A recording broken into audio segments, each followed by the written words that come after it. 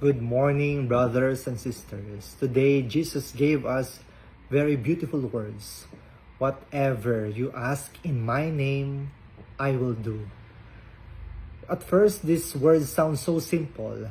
It sounds like almost a blank check. Just ask and you will receive. But our experience tells us that is not always the case. We pray for healing, yet illness remains. So what does Jesus really mean by asking in His name? To pray in Jesus' name means to pray in union with Him, to pray with His heart, His desires, His mission.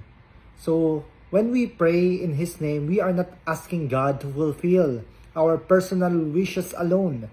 We are allowing our hearts to be shaped by Christ, so that what we ask is in harmony with God's will.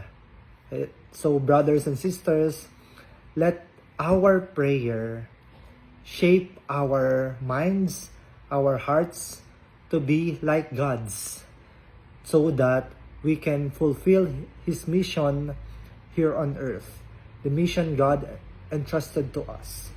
Let us pray. Loving Father, thank you for sending us Jesus, for teaching us what prayer truly means. Amen.